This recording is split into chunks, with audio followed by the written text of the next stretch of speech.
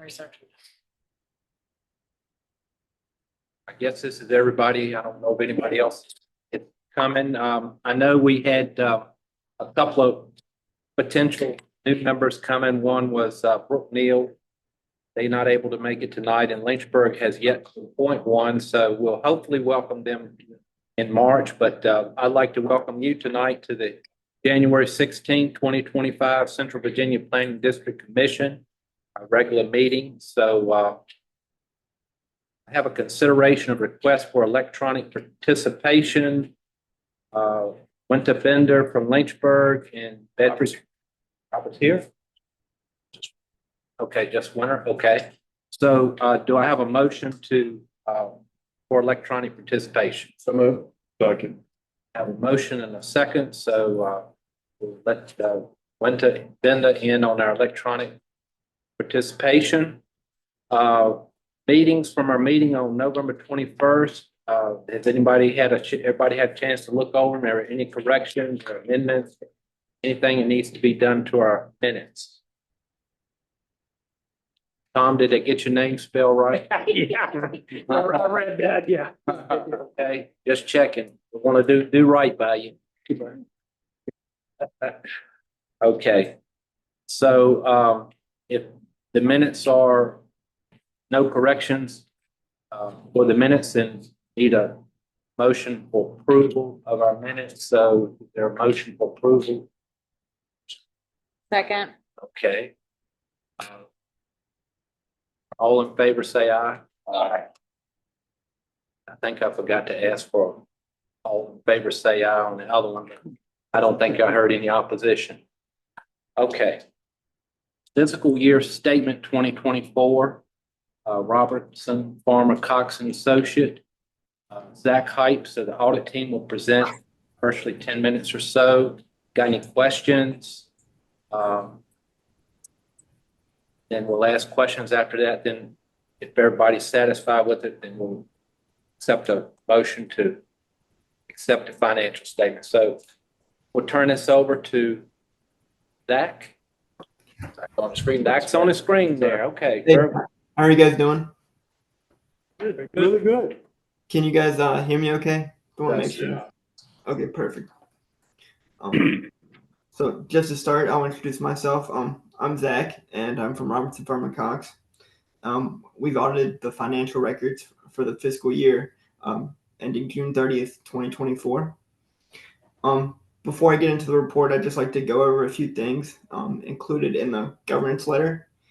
The first thing I want to talk about in the governance letter is management and auditor responsibilities.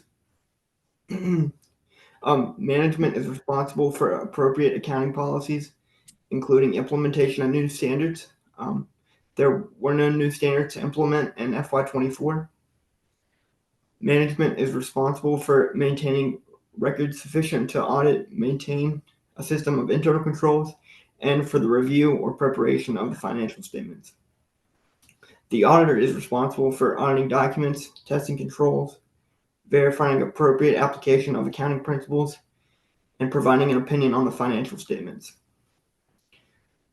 The next thing I'd like to talk about is accounting estimates. Accounting estimates are generally necessary for all financial statements. The most significant use of estimates in the financial statements were estimates of depreciable lives of the long-term or fixed assets, estimates related to the measurement of pension and OPEB liabilities based on an actuarial study performed by a third party. Difficulties encountered in performing the audit. Examples of potential difficulties include incomplete documentation, access denied to documentation or audit evidence, or incomplete system of internal controls over financial reporting. There were no difficulties noted during the course of the audit. Corrected and uncorrected misstatements. Most audits include proposed audit adjustments. Corrected misstatements are proposed audit adjustments that were included in the financial statements. Uncorrected misstatements are material audit adjustments proposed to the financial records that were not recorded by management. Professional standards require that the audit firm disclose the nature of uncorrected misstatements. There were no uncorrected misstatements for the fiscal year 2024. The next thing I'd like to talk about is management consultation with other independent auditors. This is similar to opinion shopping or obtaining a second opinion. Professional standards require that we disclose to the governing body any knowledge of management consulting a second opinion or a second audit firm. We have no knowledge management has received or requested a second opinion. And then finally, I'd like to talk about audit findings. Professional standards require that we disclose the nature of any audit findings and management's response to those findings. In summary, there were no audit findings as a result of the FY24 audit. And then just to move on to the financial report, if you got a copy and you're following along, on page 2 of the document, excuse me, on page 2 of the document, you'll find the independent auditor's report. This is the first of 2 reports issued by our audit firm contained in the report document. We issued an unmodified or a clean opinion on the financial statements, and our report is dated October 17th, 2024. Moving on, if you look at page 9 of the report,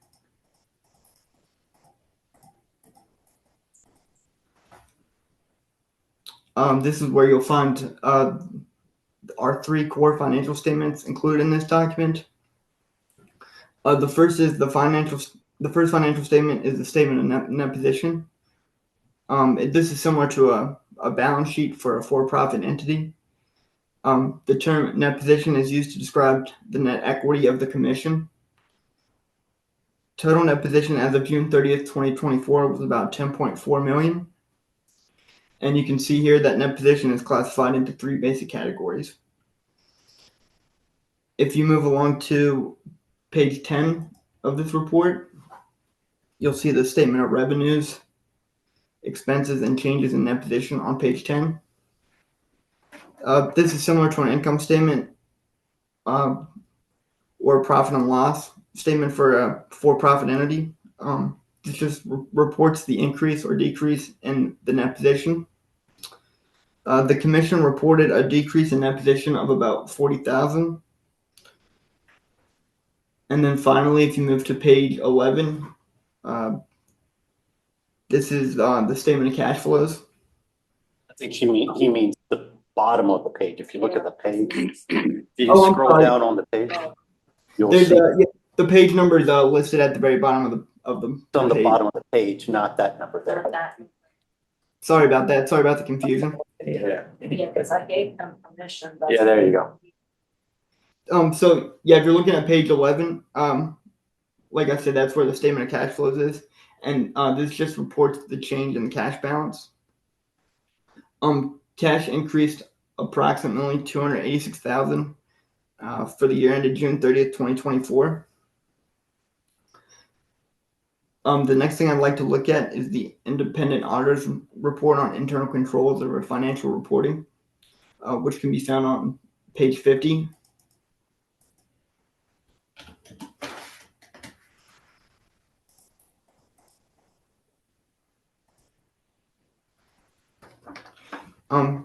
This report is a required compliance report for governmental agencies. This report, if applicable, would describe any significant deficiencies or material weaknesses in internal controls and processes over financial reporting. No significant deficiencies or material weaknesses were disclosed for the fiscal year 2024. That's the end of my remarks. I'm available for questions if anybody's got any.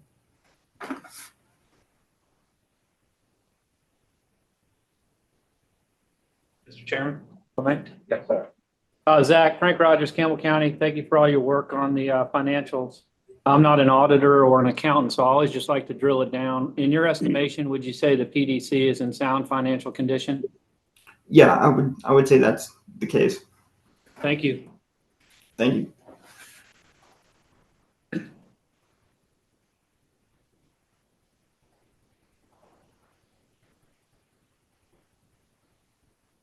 You say thank you? Yep, okay, I didn't hear that. That's what Oh, I'm.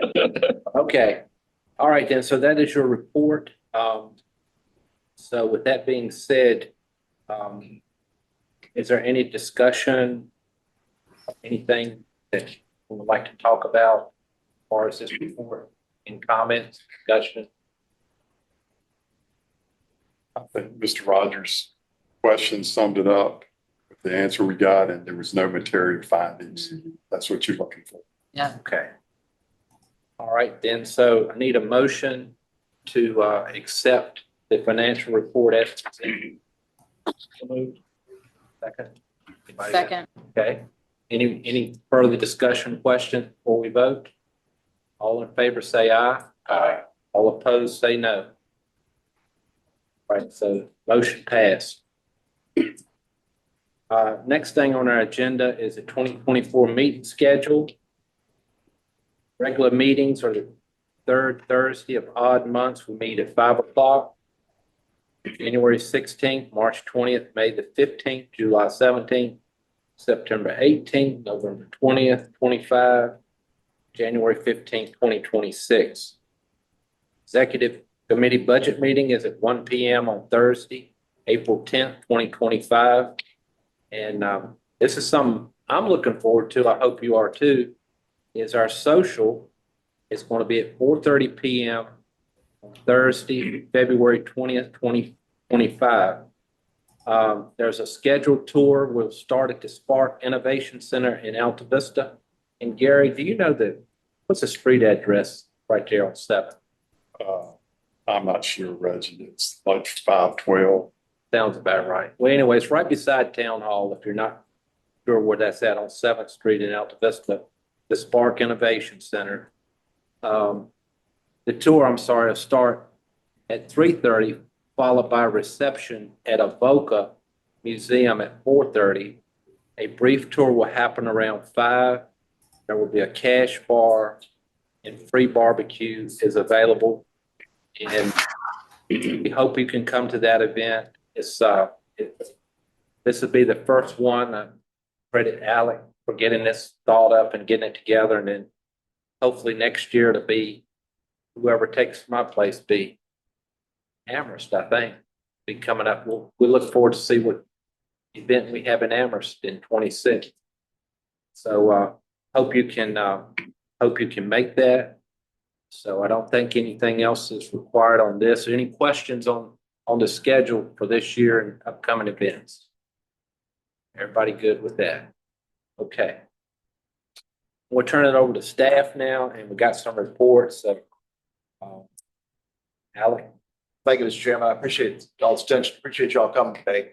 I have several items to talk through. You note that the agenda item is fairly short. There's not a lot that requires action.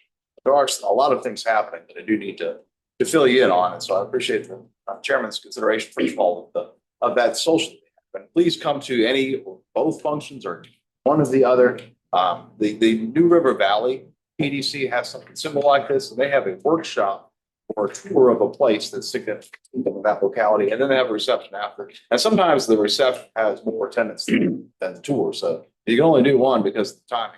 Please just do one. We'd hope to see as many as you can, but if we can for both, it's the substitute for what we had, or hopefully an upgrade of the Christmas social that we've had the last couple of years. So I think Alpha's has got a lot of good stuff to show, and I know Mayor Bennett's excited to show it off. So that's on the meeting schedule side. For those of y'all who aren't aware, the executive committee is the chairman and then the county administrators, town managers, and city manager of the region. And they make a budget recommendation to the full commission, and that full commission meeting in which the budget will be taken up will be May 15th. And so that's the purpose of the executive committee meeting. So those of y'all who are elected, who are not the chair, need not come in the middle of the day in April. We'll serve lunch, as we often do in the middle of the day for that people's meeting. On the operations side, if there are folks here that read the newspaper or watch WSET, you're aware that there was a vote of whether or not Campbell County would authorize permitting to expand the size of the Region 2000 landfill in Rustford. The reason why this is important to bring up is because the Planning District Commission houses the financial management and human resources of the authority. It further provides the employees to the landfill. So And this is not uncommon. The Greater Planning District Commission did this as well, where I used to be, where the agency sort of staffed other regional entities such as workforce development, as it does here, and in this case, the regional landfill. So with the expectation that the landfill will not expand based on the decision of the Campbell County Board of Supervisors, we expect a force reduction in 2029. Roughly 2/3 of the payroll of the Planning District Commission are on the landfill, are operators of the landfill. So that will be a notable reduction. So, and there's a couple of things that are important to note. The finances are separate. So the landfill, the operation of landfill is funded by tipping fees. The operations planning district commission are funded by member local governments and grants. So your dues that each contribution from a member local government is based on the necessity to match grants, not based at all on the landfill. Likewise, the landfill's tipping fees are not at all bound by anything that's happening with the planning district commission. So the actual or things to know that we'll be working on going forward are that the planning district commission does have some personnel which provide services, HR, financial management to the landfill. And so in 5 years, we'll need to be mindful of where we can find opportunities for growth to keep the team busy on the front. So we've had good things happening the last couple of years. For example, the housing investments that we've made, the brownfields investments we've made. So we both found new lanes to grow, and we found existing programs to expand upon, such as the Safe Streets for All program that was a big federal grant. So there are opportunities, and we're confident we can resolve that within 5 years' time. But the more important thing are those 18 or so employees at the landfill. What is their future? They're looking at being employed as operators for 4 more years, and then looking at what is their next step. And so we have discussed with members of the authority, four members of the authority. Frank Rogers, of course, one of them, and then the others are Susan Adams of Maddox, Patty McGarry of Nelson County, and Greg Patrick of the city of Lynchburg. And we've just been discussing as a group, what it would look like, or at least individually, what it would look like to retain those employees versus having to contract that work out. So it would probably require some kind of a retention strategy to ensure that they make it to that 2029 closure that we're looking at. Because we can't have everybody just move on and get another job in September 2028 spot. So we'll be working on for the next several months a strategy at the authority level to see how we can retain folks. It will have a financial implication. It will probably have implications on the employee handbook of the PDC, and that's why I bring it up here. That's the employee handbook of the planning district commission is what landfill operators are looking at. That is what defines their benefits and what defines employee policy, et cetera. So there may be changes to that based on what the authority develops. The authority would fund it, but they might be procedural changes at the planning district commission, and you might see that in the near future. So that's why I bring that up. Well, we've gone from operating landfill to operating the transfer station. We didn't lose any employees. They just maybe took on slightly different jobs, but they're still employed because they were already employed. But the PDC wouldn't be employing them, but maybe Campbell County would be employing them, or somebody else. Have to get employment with the private entity that is. You're going to contract someone to operate the transfer station? Presumably at this point, no final decisions have been made, but yes, sir, that's what we're exploring right now. But nevertheless, those jobs would be in this region. It's not like you're going to outsource them to India. Somebody can't call on a phone and operate the transfer station. So someone's locally going to be doing that type of work. So, I think this problem might take care of itself. We met with the employees last night. We discussed with them how we would do everything in our power to help replacement, other means to ensure that after the landfill closes, that they do have a good landing spot. So I appreciate that. How many employees are there? 18. 18. Okay. Yes, sir. I'm just hearing you made me think of an angle. We also wouldn't want the employees to leave because who would run the landfill? Yeah, that'll be our challenge as an authority board now to retain them through closure. Yeah. Of course, makes them a very valuable asset to us. Yeah. And they're aware of that. So we'll have to reach a point of agreement on how we structure that. We want to keep them for PDC, and I want to make sure you're going to keep serving the county and region. So, Next item.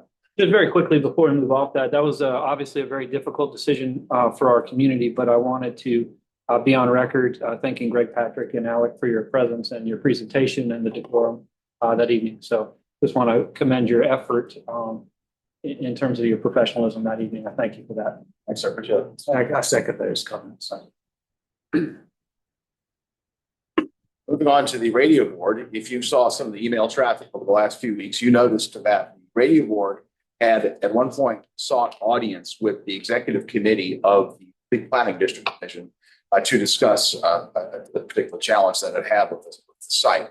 And we recently received communication from a tower owner that had not been communicative for years, literally, and found that there may be that tower owner does in fact intend to extend a lease at a site.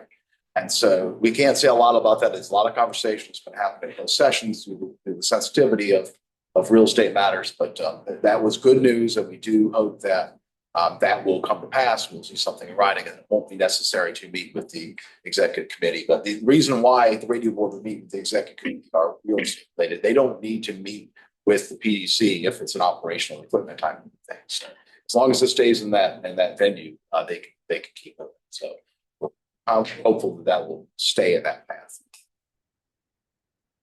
So the next item we have just a few minutes about regional housing. We had a meeting in this room. It's Jafredo Granger and our staff admirably facilitated. You will recall that about 3.5 years ago, we received $2 million to distribute to affordable housing projects around region.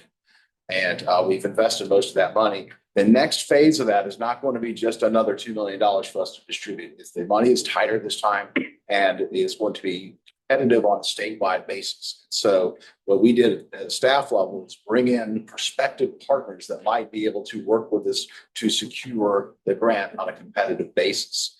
So that conversation has begun. That grant application is due in February, and we'll keep you apprised of the activity that might happen. Seek your blessing of it if we do in fact have a partner that we can make application with. As of right now, we don't, but it's important to provide that information and talk about the resources that are available. And we'll follow that up with an event that we're talking with Megan about, trying to convene a conversation over the summer to continue to educate developers in this region about opportunities to create housing and get housing on the ground. So that's what we're working on that front. Alec, just while we're on housing, if I could, I appreciate all the efforts around the grants, and I know there's certain parameters, but as you know from our SEDS process just the other morning, workforce housing. So just want to be on the table if there's an opportunity for Campbell to collaborate on a grant that would help us move that needle. We've now got some additional community support, endorsement data, if you will, to underpin grant opportunities. So if there's an opportunity there, I'd love to hear from you. Appreciate it. Yeah, Claude, for your team participating in the meeting that we had on Monday. Excellent. Thank you. The next thing we have just to bring up is the comprehensive economic development strategy. We've been talking about it for a year or two. We do have a grant from the United States Economic Development Administration, $60,000 grant with a $60,000 match to fund the preparation of that document. So this is economic development in a classic sense, meaning that 100 years ago, power electrification was considered economic development. These days, you see broadband start to be termed as economic development. So we'll be looking at a strategy for our region with specific emphasis on what our member local governments can do to better facilitate economic growth in our region. So that will be starting up shortly here, and we'll learn more information about that. We'll be tapping into an on-call consultant bench for support on that. And that page is under development on our website too. So we'll be able to see in the very near future, a page that shows all of our on-call consultants. We have like 9 of them with a tremendous amount of expertise, ranging from economic development, economic analysis, planning, and hazard mitigation planning to engineering and architecture, the transportation, travel demand model, and you name it.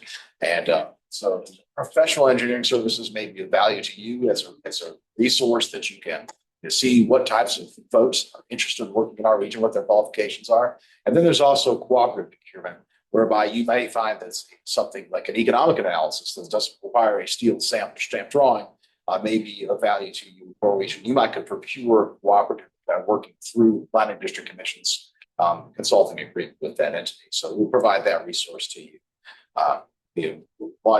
Make that clear on our website and in the very near future, finalizing that piece as well. So a lot of good things going on. There's some interesting things happening, some interesting terms, but a lot of good things going on here that we'll be working on in the next, in this calendar year.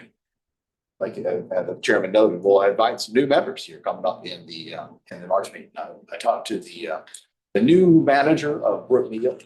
He is interested in joining the social in Alta Vista coming up here in February. So we haven't had any representation. Kind of Brookmead to get that.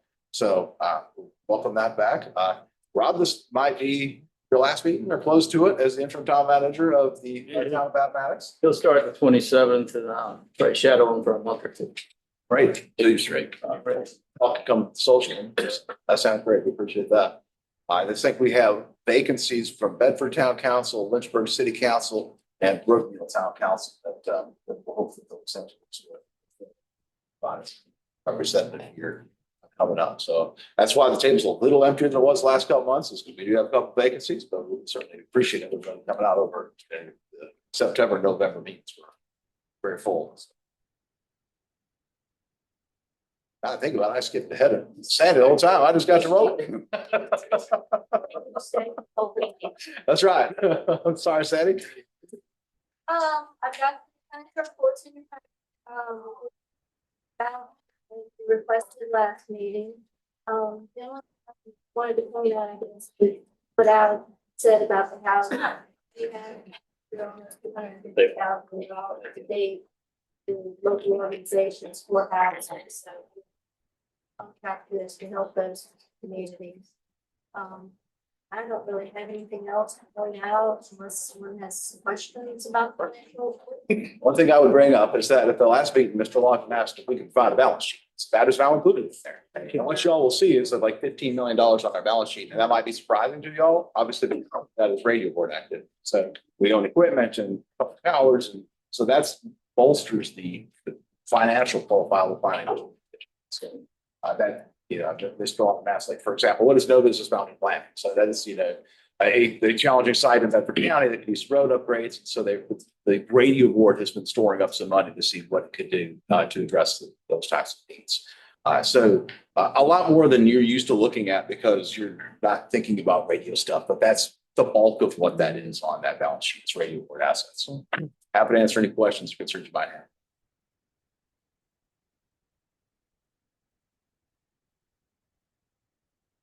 All right, going on to the next point.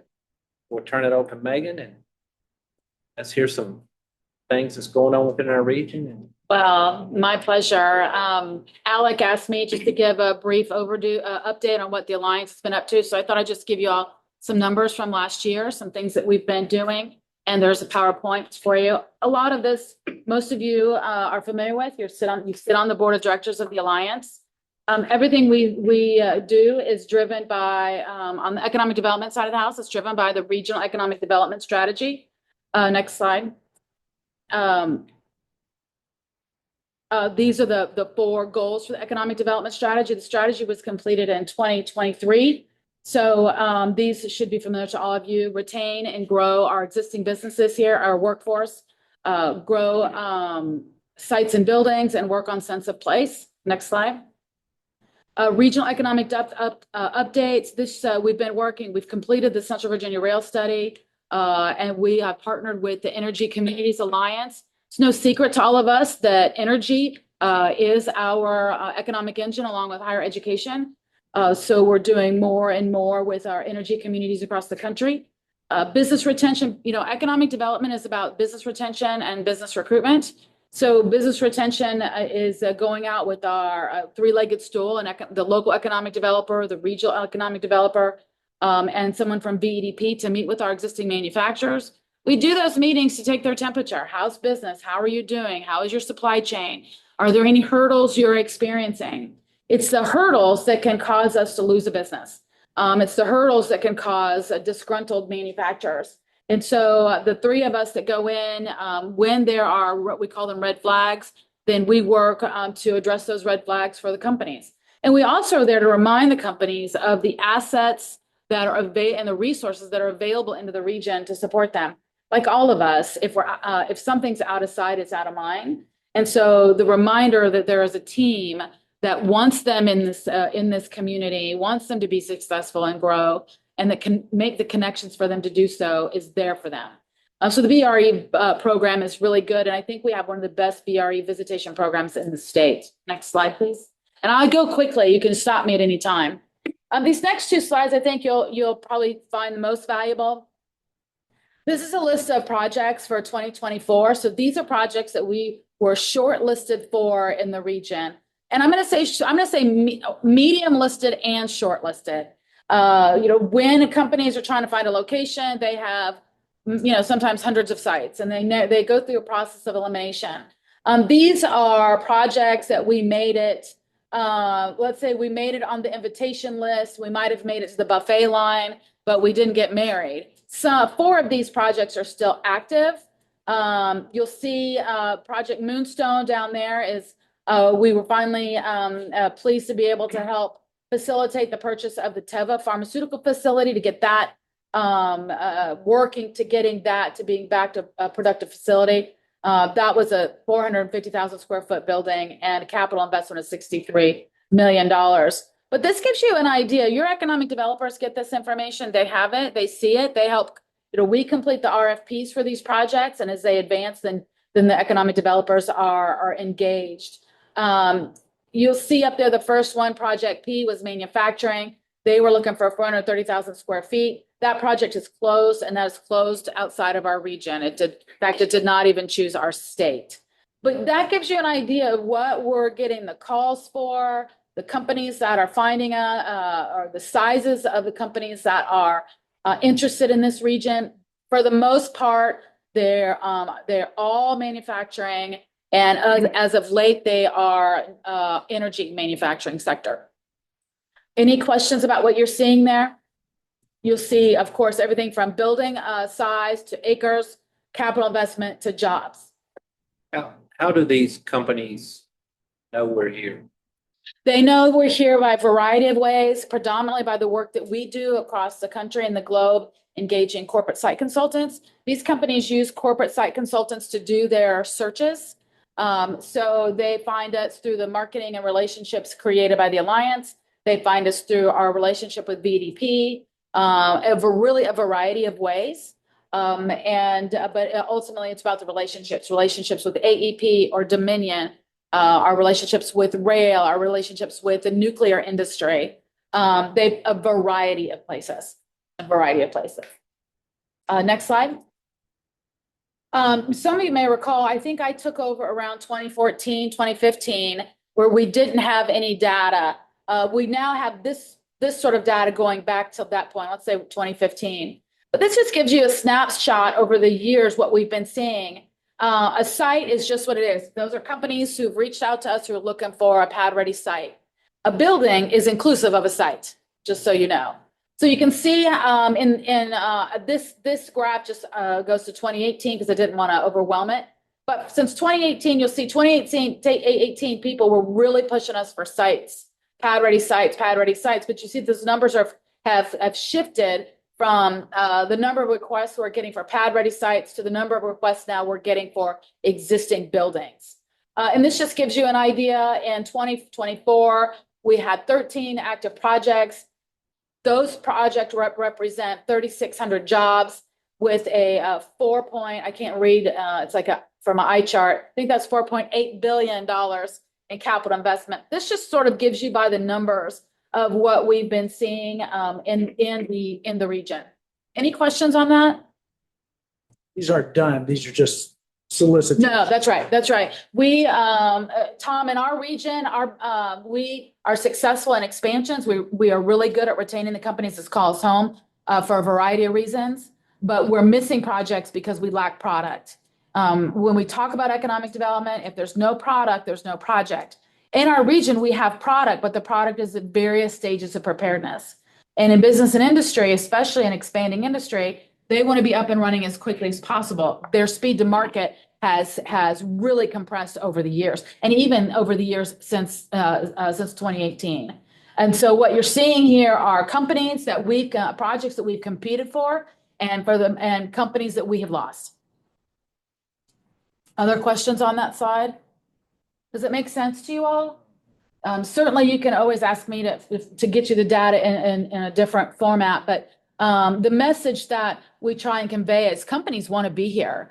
And companies want to be in this region. They want to be in your communities. Sorry, my back to you. They want to be in all of our communities. But for them, if a company is relocating from the West Coast, from the Midwest or another location, they want to get up and running before their competitors find out they're coming into this market. And for all of them, it's you see in 2018, it's do you have a pad ready site? Do you have a pad ready site? Now it's shifting to do you have a building?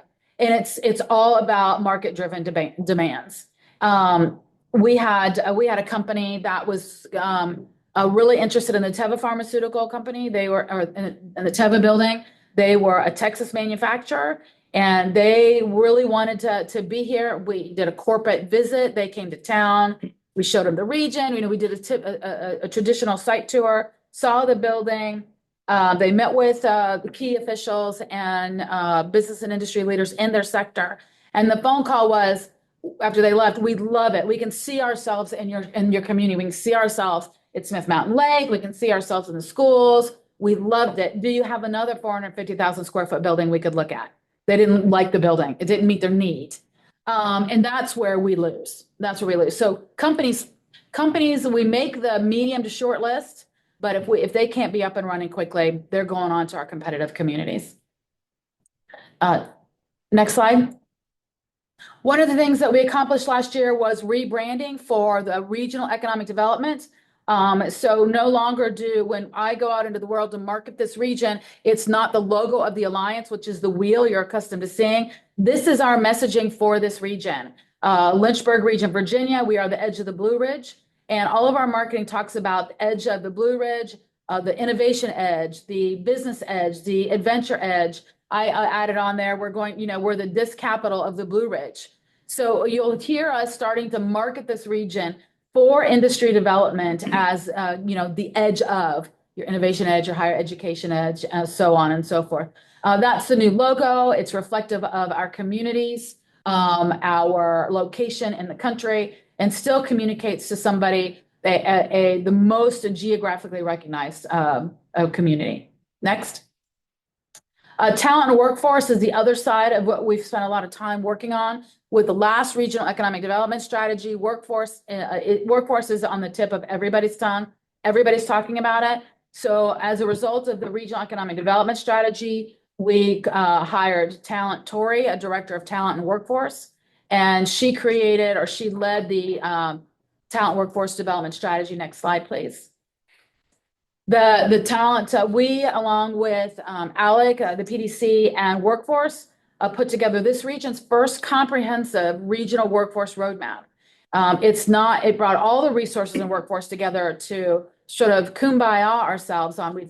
If we're going to make a difference in workforce, we have to link arms and do it with a unified voice, with a plan, stepping forward together. This roadmap is available on the website, and you can see in details where we're focused on regarding workforce. But those are the key pathways and the briefing of the document. Next slide. The 3 pillars of the pipeline: early childhood education and care, connecting K through 12 to careers, and post-secondary workforce development. So everything we're doing in the workforce and talent pipeline relates to those 3 pillars. Next slide. What we're doing. The students are not coming out of education system career ready. We know this. There's a record number of graduates that are getting degrees and credentials, and yet 89% of employers can't find qualified workforce. So it's really important that we align ourselves with the needs of the industries from a workforce perspective. Next slide. Why we're here, employers aren't getting the skills they need. I think you all know this. I like to think that you're hearing this. 40% of businesses can't take on more work because they can't fill the jobs. We have a lot of manufacturers who can do more work, but they can't commit to the projects because they don't have the workforce to do it. And those are things we learn on the BRE visits with our existing manufacturers. Manufacturers can take on more. They don't have the workforce to sign the contract to do it. 50% of jobs are available. They go unfilled. And 90% of hiring managers report difficult in finding and hiring the right tech talent. And 83% said the shortage of skilled workforce is slowing the company revenues growth. Of course, the companies grow in our region. They invest in our region. They employ more people. They create better, grow their wages. Growing wages impacts our retail spend and our demographics of the service sector that can recruit and grow here. Next slide. This breaks down the workforce regional roadmap a little bit more. I won't go into detail. If you want more on that, just call me. I'll give it to you. Next slide.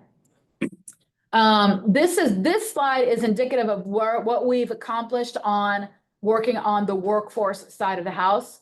We're just about to finish the nuclear and energy workforce analysis. We know that our nuclear and energy sector continues to grow. We need to have a really solid understanding of the baseline of that workforce and where the gaps are in that workforce so that we can create the programs to help us get 515 new engineers for Framatome and more for BWXT. So that nuclear and energy workforce analysis, that'll be done first quarter of this year. We've done welding wars for several years now, which is a welding competition with high school and college and professional welders. It's really a fun event. This year we did the Educators Workforce Academy, which was the first time where we brought the educators together and exposed them to manufacturing and jobs in manufacturing so that when they're counseling students who say, I'm not interested in college, they just don't say, okay, I'm done talking to you. They say, here are your options and here's what it looks like. So many of our career counselors, they graduated high school, they went to college, they became a counselor, and they're in the schools. They've never been on a manufacturing floor. They've never been exposed to manufacturing workforce. They don't know the skill sets. They don't know the opportunities. They don't know the wealth creating jobs that's available in manufacturing. So the Educators Workforce Academy was a real big success this year. She Week is for middle and high school girls. One of the things we know is that if your youth are sports inclined, in the summer, they're going to sports athletic camps. But if you are not sports inclined, there's not much for you. So the She Week really targets low income girls. It's open to all girls who aren't going to the traditional camps. And so essentially that's a week-long camp that exposes them to entrepreneurship, women business leaders, life skills coaching, and so forth.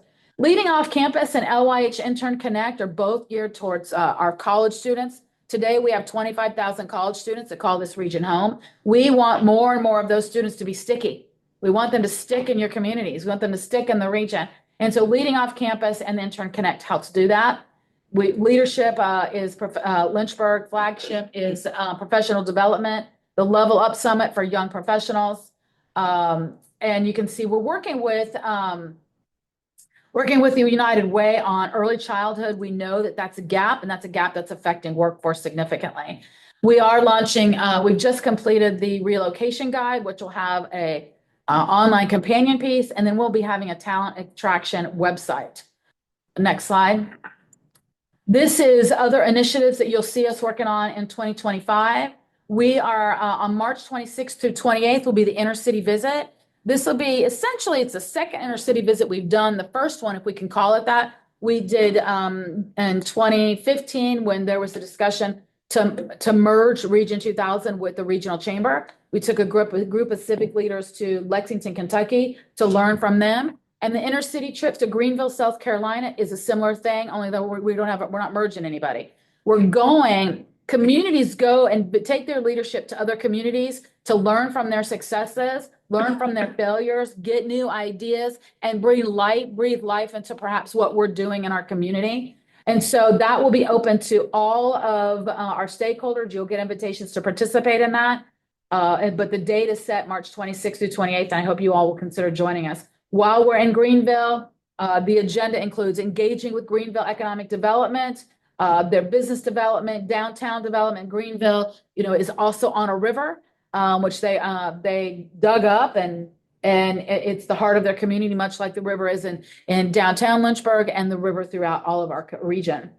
We're going to do a nuclear and energy sector strategic plan.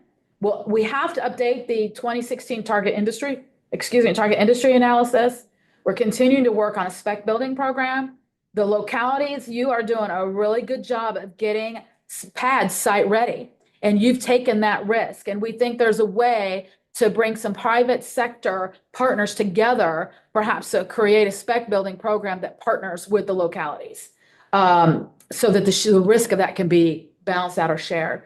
We'll be hosting a group of site consultants in October. We are showcasing at the Select USA Summit, and we're also participating in the Select USA Roadshow. Those are just a few of the things that I put together. There's much more on the horizon for the region and our initiatives, but this gives you a taste of what's in the pipeline. Questions, comments, concerns, related or unrelated? I want to say congratulations to Appomattox for the data center campus. That's a great opportunity for that industrial park. And congratulations to Alta Vista for the Becknell project in the 83 acres. That's really fantastic. Megan, I have a question. I have a long answer. Okay. Thank you for the slides. First off, thank you for the presentation. My pleasure. With the beginning of AI, Yep. all it has to bring with it, I was listening to a podcast this morning, and Meta, which everybody knows, Facebook, is getting ready to do away with, I believe they're design engineers that work for the company, have about a $500,000 salary, and they will be replaced with AI. Mhm. So that's what happened this year. Mhm. So is anybody thinking ahead as to when the AI revolution comes to this area and maybe a workforce reduction, or how are we going to integrate with AI when it gets to that point within our area? Yeah, I mean, AI is changing quickly. In next year, 3 years, 5 years, it's just going to be a whole different advanced ball game. Certainly, companies have been pre-COVID and COVID, post-COVID, automation has taken hold and will continue to do so. The issue that I believe we're gonna face with AI is quantum computing. And so it is a part of discussions, but we're still in the frontier of it. But it is a consideration in discussions that everybody's having. But no one in the manufacturing level, no one has grasped that just yet for security reasons. But it's here, and the potential and the impact will be felt. Okay, very good. Yep. All right, thank you for mentioning about Alta Vista, $37 million expansion by Abbott Laboratories into a new distribution center. 30 new permanent paying jobs will be coming there. Are there any other significant developments within our communities that you'd like to tell us about? John, did you have a question? I did, Okay. Mr. Chair. I'm sorry to ask you some hard questions, Please Megan, do. but Yeah. this is coming. Yeah. Okay. On Leadership Lynchburg site, Yeah. you and I have had personal discussions about these Yeah. type things. I'm seeing on here, I mean, the Senate says, by making DEI a priority, we aim to create an environment where all individuals, blah, blah, blah. On Leadership Lynchburg. That is Thanks for correct. letting me know that. I didn't know it was there. Okay. I'll follow up on that. Well, but even if you scrub it from the website, Yeah. I don't think that's getting to the heart of the issue. I mean, I see, an event on January 30th, this micro grant info session for women and minority small businesses. Yeah, that's a partnership with Freedom First Federal Credit Union, who's the regional CDFI. And so that's their event, and we're partnering with them to do that. Okay. But we take, for years, we've helped small businesses and minority businesses, even prior to. I understand, but my point is, I mean, it's going to become more and more of a competitive Yeah. workforce. You bet. And it's a competitive marketplace. Yep. And if somebody can be replaced with AI, they're going to be replaced with You AI, bet. because it's gonna, it's just gonna save dollars, Yeah. right? And so, in the end, I'm concerned about the attempt at social engineering Yeah. that this country has been undergoing for a while now, to the point where we're not just looking at merit, Yeah. Mhm. and we're looking at something besides merit. Yeah. Now, I have, someone can say, oh, well, then you're being racist. Well, then I would say you are, because you're assuming that someone who isn't my race doesn't have merit. And I would say, I don't want them to be judged based on their race. I want them to be judged based on their merit. And there's a lot of localities that are looking at funding this year. Yeah. Mhm. And I think it's going to come up as a topic of discussion. Sure. I mean, Bedford County is already in that middle ground where we're split between Roanoke Mhm. and Lynchburg. And you're telling us it's all or nothing. Mhm. And some are saying, well, maybe we should try Roanoke, this Yeah. other one. I think And- Lynchburg's and going to be you know, looking at, Roanoke's $2.11 per capita. So you're going to go with a bigger spend, but you can do that. yeah, but we have said we don't want to be associated with, I agree. Yeah. with, Yeah. with something that is going to, what we believe undermines the foundation of this Yeah. country. Yeah. And so there's a principle, and that's how I operate. Yeah. I mean, and I've been very straightforward with it. Absolutely. Absolutely. I mean, and I don't like to be difficult, because I consider you a friend, and I hope we can continue to be friends. However, these are difficult things that we're going to have to deal with. Yeah. Yeah. So I'm just letting you know and putting it on your radar. No, I appreciate I'm it. concerned about it. Yeah, and Leadership Lynchburg is run through the foundation of the Alliance, the 501c3. The organization, which has the Lynchburg Regional Business Alliance. We've had that discussion and moved forward, but I'll look into that and get that. Again, I'm not talking about scrubbing a website. I'm talking about, what is the philosophy? Yeah. I mean, let's just try to promote. Business and Yes. commerce. Yep. And open doors. We for need to be the everybody most to have competitive. access. I mean, and I think it's a matter of, one of the slides you had up there was, even graduates Mhm. aren't necessarily ready for the workforce. Yeah. And you're talking about college graduates. Talking about high school graduates. Okay. Yeah. Yeah. Well, Yeah. I mean, Professional we skills. do not want to be promoting just because you did your time. I mean, Mhm. you've got to be able to read, you've got to be able to communicate, you've got to be able to do Read a some, ruler, read a measuring stick. yeah, you've got to be able to do some basic math. Yep. Absolutely. so that- Those are the issues that the manufacturers are telling us that they're struggling with. And that should not be the case. Mhm. You should not just get graduated through just because you've done your time. Yep. And so we really need to look hard at these things. Mhm. And that is where we're failing our students. Yeah. It's not a matter of making people feel good along the way. Yeah. You do them a disservice in the end. Yeah. And it's a struggle for the rest of their lives. So, I'm very disturbed. I'm concerned about the future. Yeah. And we've got to do better. I appreciate that. I appreciate that. Okay. Any more comments, questions? Good news, bad news before we adjourn? One more thing. Okay.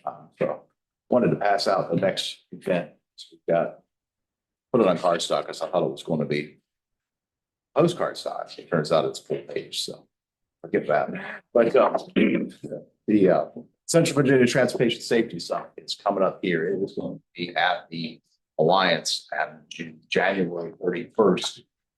And it's an opportunity to come in and hear from experts in transportation, obviously, for our region, and start to begin recommendations on how we can make our our roads and sidewalks safer for everyone.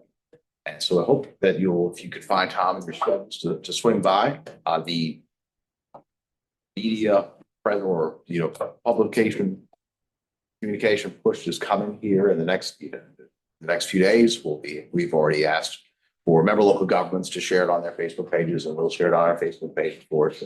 It has been covered in the newspaper, which we're thankful for, and we have Channel 12 interested in it as well. So we hope to have a good turnout and a lot of good contribution. It is wide open to the general public for folks that might have concerns and thinking about how the transportation functions better for them. So I invite everybody, you and your friends and your neighbors, to come on out and join us and pitch in. So thanks everybody for coming. That's right. Thank you. I should have. Yes. Hey everyone, I'm Richard White. I just started here with the CVPDC. I'm a regional planner and look forward to working alongside. Welcome. All right. Come aboard. Appreciate that. Thanks, Henrik. Off my game today. Do I have a motion to adjourn? Motion. Second. All in favor, say aye. Aye. See y'all on the 20th. Yeah.